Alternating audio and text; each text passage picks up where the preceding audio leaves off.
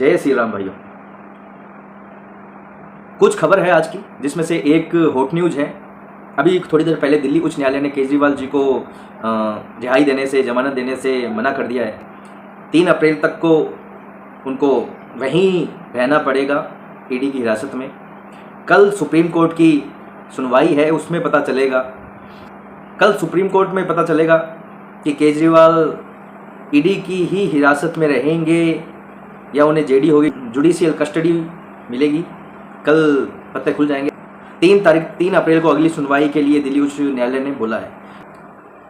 एक न्यूज़ तो ये है। दूसरी न्यूज़ है कैसे गठबंधन की गांठ कहीं सुलझ रही है तो कहीं उलझ रही है। बात करते हैं हम उड़ीसा की। आपको पता है बीजेपी और बीजू जनता दल बीजेडी, काफ़ी बातें चल रही थी कि गठबंधन उनका होगा, गठबंधन उनका होगा। वो गठबंधन नहीं हो पाया है क्योंकि कुछ सीटों को लेके आपसी समझौता नहीं बन पाया है दोनों पार्टियों में, जिसमें से एक सीट है पुरी की, जिसमें बीजेपी ने अभी संबित पात्रा जी को उम्मीदवार बनाया है, जो पिछली बार 12,000 वोटों से हार गए थे। और बीजू जनता दल को ये लगता है कि उन्होंने जो पुरी में मंदिरों का नवीनीकरण करने का जो काम किया है, उसके कारण उनकी इमेज अच्छी बनी है, तो हम वहां जीत सकते हैं। इस कारण को 1-2 सीटें हैं, उनके कारण उनका पार्टी का समझौता नहीं हो पाया है। नवीन पटनायक जो उड़ीसा के मुख्यमंत्री हैं, शायद नहीं, जहां तक है उन्हें ये डर है कि उनकी एंटीकमेंसी का उन्हें डर है। 5 बार के वो सीएम है। यदि उन्हें छठी बार बनना है तो उनकी टीम मतलब उनकी पार्टी यदि बीजेपी के साथ गठबंधन कर लेती है तो ये फिक्स हो जाता है कि वो सीएम छठी बार के बनेंगे। पर कुछ सीटों के कारण गठबंधन नहीं हो पाया ये गठबंधन। पर हाँ, हर मामलों में नवीन पटनायक बीजेपी की ही आइडियोलॉजी के पर्सन हैं, मोदी जी को पसंद करते हैं, मोदी जी उन्हें बहुत पसंद करते हैं। और जब भी बीजेपी को किसी बिल को पास कराने की ज़रूरत होती है तो वो अपना समर्थन देते हैं। दोनों एक ही हैं। इसमें एक बात और आती है, अब त्रिकोणीय चुनाव होगा बीजू जनता पार्टी या दल, भारतीय जनता पार्टी और कांग्रेस के बीच में। यदि ये दोनों एक हो जाती तो द्विकोणीय आपसी लड़ाई हो जाती, सीधी एक गठबंधन और एक कांग्रेस के बीच में। अब जिसका फायदा कांग्रेस को मिलता नहीं मिलता ये तो भविष्य है। पर हाँ, अभी माफ कीजिएगा, अभी इनका गठबंधन नहीं हुआ है। दूसरी बात करते हैं हम पंजाब की। पंजाब से आज एक बहुत बड़ा मास्टर स्ट्रोक किया है बीजेपी ने। रणनीत सिंह बिट्टू को बीजेपी में ले लिया है। ये आप फोटो देखिए। रणनीत सिंह बिट्टू बहुत ही पकड़ रखने वाले पर्सन हैं। 3 बार के सांसद हैं, 2 बार से लुधियाना से हैं, राहुल गांधी के करीबी माने जाते हैं। ये जब आंदोलन हो रहा था, किसान आंदोलन, तो बिट्टू ही एक पर्सन थे जिन्होंने बार बार कहा था कि इस आंदोलन में खालिस्तानी शक्तियां हैं। ये इतनी बड़ी बात कहने की हिम्मत उन्होंने ही की थी। कांग्रेस को, राहुल गांधी को, इनको एक बड़े स्टेज पे लेके जाना चाहिए था, पर कांग्रेस की कमी ही ये रही है कि जो भी अच्छे पर्सन हैं उन्हें वो खो देती है। काफ़ी नाम हैं, जिनमें से 1-2 नाम बताना चाहूँगा। ज्योतिराज सिंधिया, उनका भी पता है, उनके साथ भी मतलब कुछ ऐसा अच्छा व्यवहार नहीं हुआ। दूसरे जो सचिन पायलट है वो मझधार में है। रणनीत सिंह बिट्टू अपनी अच्छी पकड़ रखते हैं, जो बीजेपी में आ चुके हैं। ये सच में पंजाब के लिए मास्टर स्ट्रोक है, सच में। एक पंजाब से एक खबर एक और है। बीजेपी का और अकाली दल का गठबंधन होना था, वो नहीं हो पाया। इस गठबंधन का जितना बेनिफिट बीजेपी को होता या जितना लॉस बीजेपी को अब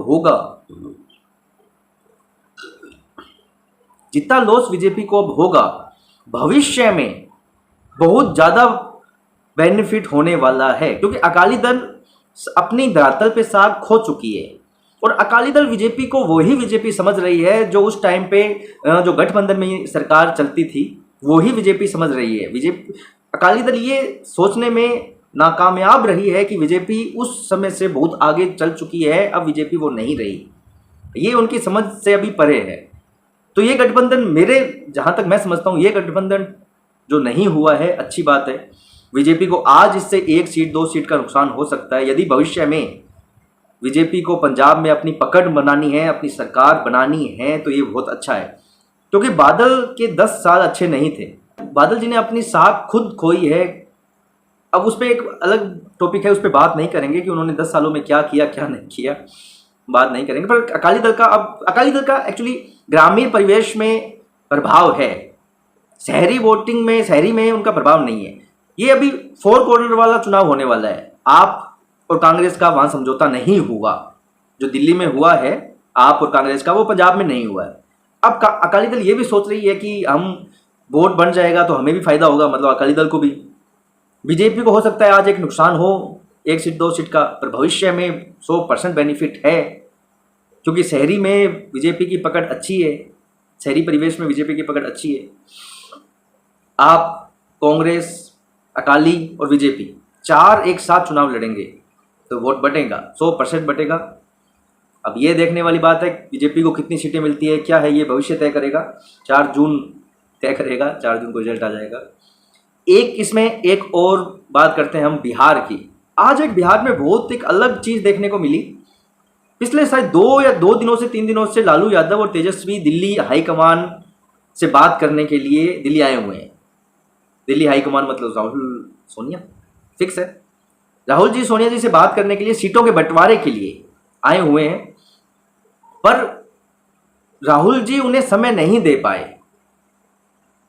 आखिर में लालू यादव को यह कहना पड़ा कि तेजस्वी की बेटी या भतीजी का सालगिरह है तो हमें जाना है।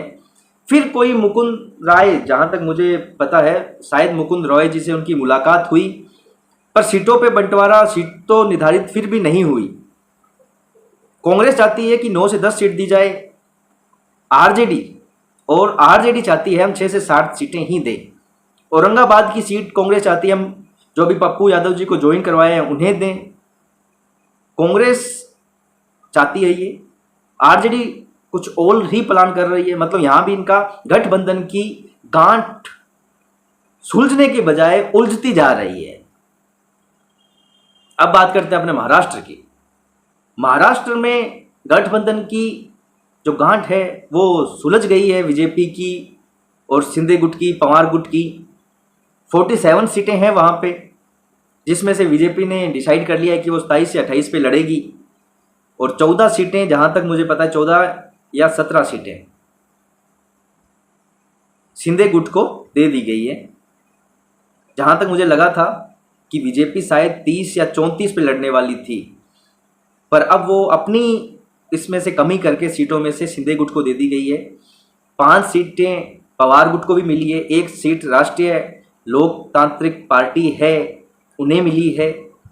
तो इस हिसाब से, पर मेरा एक मानना है इसमें, जैसे बिहार और महाराष्ट्र में बीजेपी को अपने दम पे ज़्यादा सीटें निकालनी चाहिए, क्योंकि विधानसभा का चुनाव एक अलग वे होता है, लोकसभा का चुनाव एक अलग है। वहाँ पे बीजेपी की साख पे ही, मोदी जी की साख पे ही चुनाव लड़ा जाता है और जीतते भी है। हमने काफ़ी बार देखा है कि तेरे से बैर नहीं है मोदी, तेरे से बैर नहीं पर इसकी खैर नहीं, डायलॉग हमने सुना है काफ़ी बार, और धरातल पे भी दिखता है ये। तो जहाँ तक मेरा मानना है, बीजेपी को बिहार में और महाराष्ट्र में अपने दम पे ज़्यादा लड़ना चाहिए, क्योंकि क्षेत्रीय पार्टियों में लोकसभा में इतना दम नहीं रहता। ये मेरा मत है। अब अपने 2% की बात करते हैं। राहुल गांधी जी कहाँ हैं? न्याय यात्रा पूरी हो चुकी है, पर अब कहाँ हैं, क्या कर रहे हैं राहुल? अब ये मत बोलिएगा कि आप उनके पोस्ट दिखा देंगे कि वो पोस्ट कर रहे हैं। उनके पोस्ट की बात नहीं कर रहा मैं, पोस्ट कर रहे हैं। यदि पोस्ट करने से राजनीति चलती तो सब अपने घर पे बैठ के ही पोस्ट से ही राजनीति चला लेते। पोस्ट से राजनीति नहीं चलती, जैसे केजरीवाल जेल से राजनीति चला रहे हैं, राजनीति जेल से भी नहीं चलती। पर राहुल गांधी जी कहाँ हैं, क्या कर रहे हैं? और हर एक सीट के लिए, एक सीट के लिए बीजेपी अपना दिन रात एक कर रही है। विचारधारा का अंतर यहीं दिखता है। सब बीजेपी का सबसे बड़ा नेता कौन? नरेंद्र मोदी। कांग्रेस का सबसे बड़ा नेता कौन? राहुल गांधी जी। पर नरेंद्र मोदी जी, बीजेपी अपनी एक सीट के लिए दम लगा रही है पूरा। कांग्रेस के वहीं सबसे बड़े नेता गायब हैं, पता नहीं कहाँ हैं। मोदी जी इतना भी पॉइंट नहीं छोड़ रहे हैं। अभी संदेश खाली में जो रेखा पात्रा जी हैं जिनको उम्मीदवार घोषित किया गया है संदेश खाली की पीड़िता को, उनसे बात की। मैंने इस पे वीडियो भी बनाया है, देखिएगा। उनसे बात की, सुकून मिलता है ये न्यूज़ सुन के, सुकून मिलता है कि हमारे प्रधान सेवक ने बात की, एक आम आदमी से बात की, एक आम आदमी को उम्मीदवार बना दिया गया है। ये सुकून मिलता है। ये राजनीति का एक नया द्वार है, नया दरवाजा है। ये नई राजनीति है। ये केरल में एक प्रिंसिपल से मोदी जी ने बात की। उन्होंने बताया कि जितने भी सरकारी बैंक्स हैं उनमें बहुत बड़ा घोटाला हो रहा है, ठीक है। तो नरेंद्र मोदी जी ने उनसे बात की। नरेंद्र मोदी जी ने आश्वस्त किया कि कठोर कार्रवाई की जाएगी। ये बातें छोटी नहीं है। नरेंद्र मोदी जी की बात के द्वारा ये कहना, उनकी बात होना, उनसे नरेंद्र मोदी जी की बात करना, ये बात छोटी नहीं है, यदि समझ में आए तो। अब बात करते हैं अपने केजरीवाल की। इतने दिन ये चल रहा था, केजरीवाल जेल के अंदर से दिशा निर्देश दे रहे थे, कभी आतिशी जी को, कभी सौरभ भारद्वाज को। आज उनकी वाइफ सुनीता केजरीवाल फिर आज उनकी सीट पे बैठ के एक संदेश दिया है, वही मैं बेटा, क्रांतिकारी, बहुत ताकतवर, याद करो याद करो। मतलब जो भी एक थर्ड ग्रेड फिल्म की जो एक्टिंग की जाती है वो चल रही है, नौटंकी, इमोशन करने की, पर हो नहीं रहा। जनता हो नहीं रही। एक्टिंग में इनकी कमी नहीं है, ओवर एक्टिंग कर रहे हैं, पर भी जनता समझ रही है, शायद समझ रही है, इसलिए नहीं हो रही है। चाहा था इन्होंने कि दूसरा बहुत बड़ा आंदोलन कर देंगे, पर नहीं हो पाया। आंदोलन छोड़िए, इनके 60+ इनके एमएलए हैं, वो भी नहीं आ रहे। केजरीवाल ने बोला था कि कम पढ़ा लिखे आदमी और क्या करेगा, थाली बजवाएगा, इससे कोरोना भागेगा क्या? याद है ना, ये इन्होंने स्टेटमेंट दिया था। आज सौरभ भारद्वाज खुद अपने कुछ लोगों को लेके, मुझे लगा था कि 1 किलोमीटर लंबी लाइन होगी, 50, 60, 100, 150 लोग लेके थाली बजा रहे हैं, मोदी हाय हाय, मोदी हाय हाय। इससे बाहर आएगा क्या केजरीवाल? पर ठीक है, अपनी अपनी सोच है। केजरीवाल इतने दिन तो ये कर रहे थे, निर्देश दे रहे थे। आज इनकी वाइफ वापस इनकी सीट पे बैठती है और एक स्टेटमेंट देती है। पहले तो इनके द्वारा एक माहौल बनाया गया, आपके लोगों के द्वारा, कि सुनीता केजरीवाल बहुत बड़ा खुलासा करने वाली है। जो जितना मैं इनकी पार्टी को समझ पाया हूँ, उतना मेरे माइंड में था कि खुलासा यही ABCD वाला ही खुलासा होने वाला है, और हुआ वही। सुनीता केजरीवाल जी ने कह दिया कि केजरीवाल कल बहुत बड़ा खुलासा करेंगे, 28 तारीख को बहुत बड़ा खुलासा करेंगे। मैं आपको ये भी बता दूँ वो क्या खुलासा करेंगे। जो अभी ये चल रहा है कि बीजेपी को इतने रुपए मिले, बीजेपी को इतने रुपए मिले, वही कहने वाले हैं वो, कि बीजेपी को इतने रुपए मिले, उसके बाद में स्टेटमेंट लिए गए, फिर मुझे फंसाया गया। इसके अलावा कोई बात नहीं है। ABCD बस घुमा फिरा के वही बात। क्योंकि एक्चुअली क्या है कि ये बात जब आतिशी और सौरभ भारद्वाज और आप पार्टी जो कह रहे हैं, उससे माहौल नहीं बन रहा है। जनता इमोशनल नहीं हो रही है केजरीवाल के थ्रू।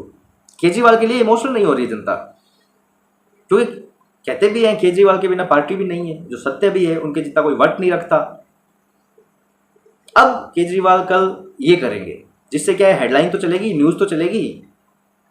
अब असर कितना पड़ता है कितना नहीं है तो हम देख ही चुके हैं, कितना पड़ रहा है नहीं पड़ रहा है कुछ भी। पर हाँ, आज हमने पूरे दिन की जो न्यूज़ थी, हॉट न्यूज़ थी, उनको कवर किया है, उनको समझा है, उनको बताने की कोशिश की है।